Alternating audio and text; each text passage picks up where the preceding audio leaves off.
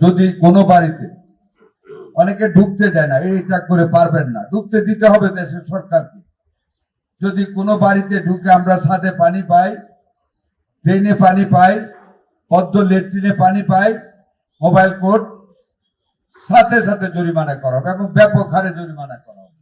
আজকের যে র্যালি, এটা কিন্তু র্যালি না, এটা র্যালির নামে জনগণকে ডেঙ্গুর সম্বন্ধে করণীয় এবং সচেতন করা, এবং সচেতন না হলে এটার কি চরম ফলটা কি হবে সেটা সম্বন্ধে মানুষকে জানতে দেওয়া। সেটা শুধু আমরা জানাবো না, আপনারা যারা শুনছেন আপনারা প্রত্যেকে জানাবেন, যারা এই এলাকার প্রত্যেকে জানাবেন। আমাদের প্রশাসক সাহেবের যতগুলি হ্যান্ডস আছে এলাকায়, ওয়ার্ডে ওয়ার্ডে, প্রত্যেককে জানাতে হবে। কি জানাতে হবে? ডেঙ্গু একটা মহামারী রোগ, ডেঙ্গু মানুষের মৃত্যু ঘটায়। ডেঙ্গু মশা 200 মিটার পর্যন্ত উড়ে যেতে পারে এক বাড়ি থেকে আরেক বাড়িতে মানুষকে কামড়ানোর জন্য। ডেঙ্গু মশায় কামড়ানো মানে ডেঙ্গু হবে। ডেঙ্গুর 4টা ভেরিয়েন্ট আছে, এক একবার এক এক রূপে তারা রূপ, যেমন এক এক দিন এক এক রূপ ধরে। গল্প শুনতাম, এই ডেঙ্গু রূপটা এক এক বৎসরে এক একটা রূপ ধরে। কোনো সময় হালকা ভাবে থাকে, কোনো সময় বেপরোয়া ভাবে হয়। যেমন এবার ডাক্তার সাহেবরা মানে ইঙ্গিত দিচ্ছেন যে এটা এবার হ্যামোরেজিং হতে পারে, মানে রক্তক্ষরণ হতে পারে, which is very dangerous for life. কাজে আপনাদেরকে অনুরোধ থাকবে, যেটা প্রশাসক সাহেব বলেছেন, প্রত্যেকে নিজ নিজ বাড়ি নিজ দায়িত্বে পরিষ্কার রাখতে হবে। গেটের ভিতরে যেন নারিকেলের কোনো খোসাতে ভদ্র পানি না থাকে, ফুলের টবে যেন পানি না থাকে, যারা ছাদের উপরে বাগান করেছেন টবে যেন পানি না থাকে।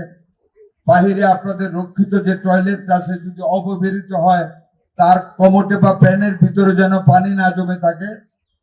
বাড়ির ভিতরের যে ড্রেন থাকে, আন্ডার ড্রেন অথবা সারফেস ড্রেন, ওই ড্রেনগুলিতে যেন পানি না জমে থাকে। আমাদের মাইকিং হবে, তার পরবর্তীতে আমাদের লোক যাবে, আমাদের মোবাইল টিম যাবে। যদি কোনো বাড়িতে অনেকে ঢুকতে দেয় না, এইটা করে পারবেন না, ঢুকতে দিতে হবে দেশের সরকারকে।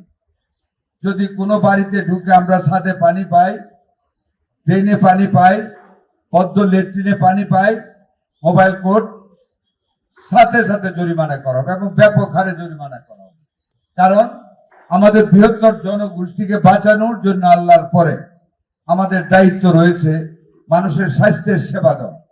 সেইটার জন্য আপনাদেরকে অনুরোধ করা হচ্ছে, সবিনয় অনুরোধ করা হচ্ছে, র্যালি করা হচ্ছে, মাইকিং করা হবে, প্রশাসন থেকে বলা হচ্ছে। তারপরেও যদি আপনারা অসহযোগিতা করেন, তারপরে আইনের বাস্তবতা ঘটানো ব্যতিরেকে সরকারের হাতে আর কোনো বিকল্প থাকবে না। 28টা ওয়ার্ডে সিরিয়াসলি ডেঙ্গুর লার্ভা পাওয়া গেছে। বলেন এগুলি যখন ফ্লাইং হয়ে যাবে, অ্যাডাল্ট মশা হয়ে যাবে, তো দূর হয়ে কামড়াবে আমাদেরকে, কত হাতে থাপড়াবো বলেন। কাজে এগুলিতে আমাদের নিজেদের দায়িত্ব আমাদের করতে হবে। আমি মাননীয় প্রশাসক মহোদয়কে অনুরোধ করবো, আমাদের আগের সিদ্ধান্ত অনুযায়ী অনতিবিলম্বে বেঞ্চ আজকে থেকে প্রত্যেকটা এলাকায় মাইকিং করে দেওয়া এবং 2-3 দিন পর থেকে মোবাইল টিম নিয়ে বাড়ি বাড়ি যাওয়া, ওয়ার্ডে ওয়ার্ডে যাওয়া। যে এখানে লার্ভা পাওয়া যাবে, অপরিষ্কার ভদ্র পানি পাওয়া যাবে, ওই বাড়িকে জরিমানা করতে হবে। এছাড়া কোন গত্যন্তর আমাদের হাতে আর নাই। শিক্ষা প্রতিষ্ঠান যেগুলি আছেন, প্রাইভেট আর সরকারি, সরকারি বা বেসরকারি, প্রত্যেকটা শিক্ষা প্রতিষ্ঠানের ভিতরে পরিষ্কার রাখতে হবে, পরিচ্ছন্ন রাখতে হবে। ব্যবহৃত বাথরুম, ব্যবহৃত ড্রেন, ব্যবহৃত নারিকেলের সুবরা খাওয়ার, তারপর বাগানের টব, এগুলি সব নিজ নিজ দায়িত্বে পরিচ্ছন্ন রাখতে হবে।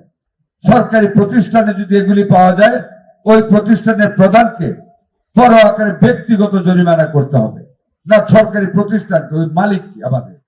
বেসরকারি প্রতিষ্ঠান যদি পাওয়া যায়, ওই বেসরকারি প্রতিষ্ঠানের নামে বড় আকারে জরিমানা করা হবে। আমরা ডিসি মহোদয়দের সাথে মিটিং করেছি, বিভাগীয় প্রশাসকদের সাথে বলেছি, ডিসি মহোদয়গণকে ম্যাজিস্ট্রেট দেওয়ার জন্য বলা হয়েছে। ওনারা প্রস্তুত আছেন।